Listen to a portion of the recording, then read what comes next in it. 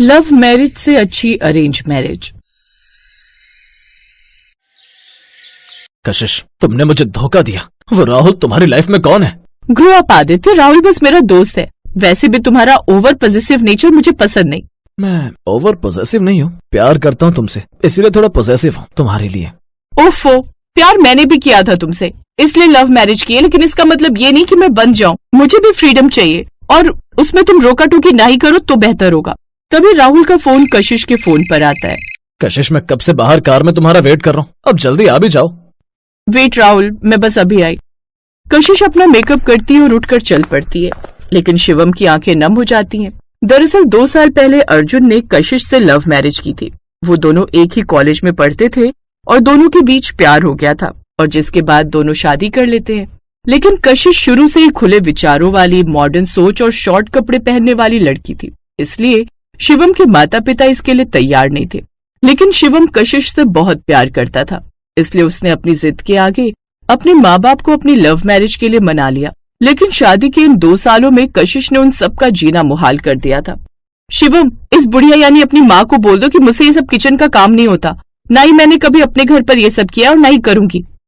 कशिश, रोज माही तो घर का सारा काम इस उम्र में भी अकेले ही करती है ना, लेकिन आज उनकी तबीयत खराब है तो आज घर तुम संभाल लोगी तो क्या फर्क पड़ेगा? वैसे भी तुम इस घर की बहू हो। वही समझाना चाहती हूँ, बहू हूँ इस घर की, नौकरानी नहीं जो काम करूँ। बेकार में मेरे हाथ खराब हो जाएंगे। अच्छा लिसन, मुझे 10,000 दो। 10,000? लेकिन क्यों? क्यों का क्या मतलब होता है? बताया था मुझे अपने बाल हेयर वॉश करवाने, साथ ही नेल एक्सटेंशन भी करवाना है। तुम जानती हो ना माँ की तबीयत खराब है, मुझे उनके लिए दवाइयाँ लानी है। अरे क्यों बेकार ही उस बुढ़िया पर पैसे बर्बाद कर रहे हो? आज नहीं तो कल उसे मरना ही है। ये बात सुनते ही आदित्य कशिश पर हाथ उठा देता है। How dare you! अब बदले में कशिश भी उस पर हाथ उठा देती है, और उस दिन के बाद उनका रिश्ता और भी ज्यादा खराब हो जाता है। और एक रोज हद तो तब हो जाती है जब एक रोज शिवम कशिश को राहुल के साथ रंगे हाथों होटल में पकड़ लेता है, जिसके बाद शिवम हमेशा के लिए रिश्ता खत्म कर देता है और कशिश से तलाक लेकर अलग हो जाता है। ऐसे ही समय बीतता है। अब शिवम चुपचाप रहता है, वो किसी से ज्यादा बात नहीं करता था, दिन रात ऑफिस के काम में ही बिजी रहता था। लेकिन उसकी माँ शकुंतला देवी उसके चेहरे का वो दर्द पढ़ लेती थी। फिर एक रोज, क्या हुआ बेटा, फिर से कशिश की वजह से परेशान है? सच कहूँ माँ, लेकिन अब किसी पर भरोसा नहीं रहा। लेकिन कब तक यूं ही जिंदगी अकेले काटेगा? जिंदगी का सफर काटने के लिए एक अच्छे जीवन साथी की जरूरत होती है बेटा। मेरी बात मान तो तू अब अपनी जिंदगी में आगे बढ़ और एक बार फिर से घर बसाने के बारे में सोच ले बेटा।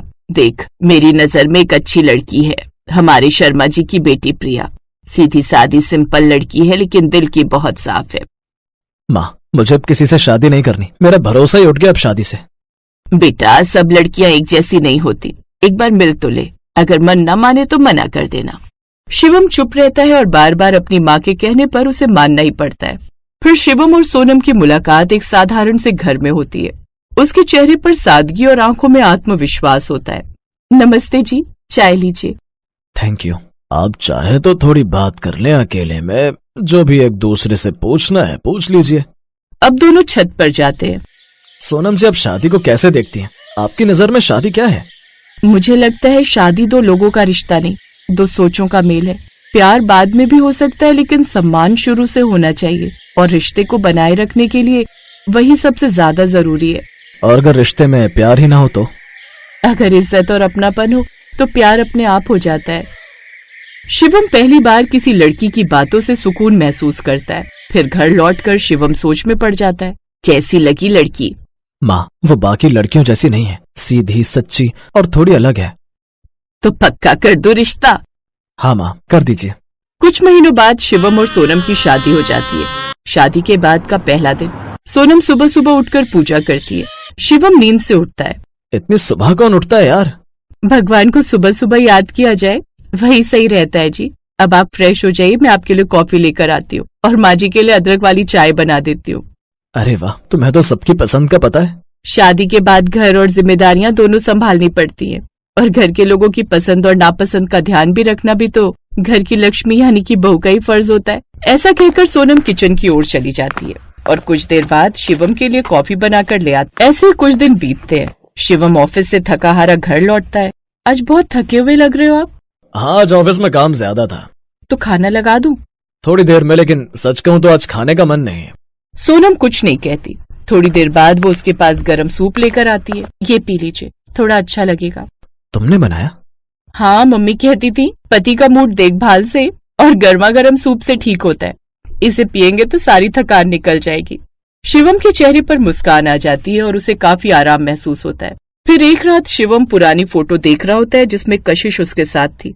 तभी सोनम कमरे में आती है और शिवम कशिश की फोटो को देखकर कहता है, कितनी अजीब बात है ना सोनम, कभी कभी पुरानी बातें हमें कितना दुख दे जाती हैं। देखिए, पुरानी बातें कभी कभी रह जाती हैं, पर अब वो हमारी कहानी का हिस्सा नहीं होती, इसलिए उसे भूलना ही बेहतर है। तुम परेशान नहीं हुई? क्यों होती? अतीत तो सिर्फ याद है, डर नहीं। मैं आपके आज का हिस्सा हूँ। अच्छा, आप आराम कर लीजिए, रात बहुत हो गई है, सुबह ऑफिस भी जाना है।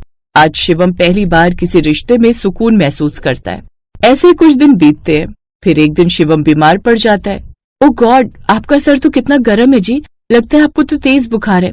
आज आप ऑफिस रहने दीजिए। फिर सोनम उसके सिर पर पट्टी रखती है। लेकिन आज ऑफिस का इम्पोर्टेंट अकाउंट्स बनाकर भेजना था। अभी बस आप आराम करो, आपका काम मैं कर दूंगी। तुम? मैं बीकॉम ग्रेजुएट हूँ, याद है, थोड़ी अकाउंट्स आती है मुझे। फिर सोनम शिवम की फाइल और लैपटॉप लेकर काम करने लगती है और 1 घंटे में सब रेडी करके मेल भी भेज देती है। लो, दोनों हो गया। ये देखकर शिवम बड़ा खुश होता है और कहता है, अरे वाह, तुम तो सुपर वुमन निकली। और आप मेरे सुपर हीरो। अब बस जल्दी से ठीक हो जाओ। अब दोनों की आंखों में अब एक दूसरे के लिए सच्चा अपनापन झलकने लगता है।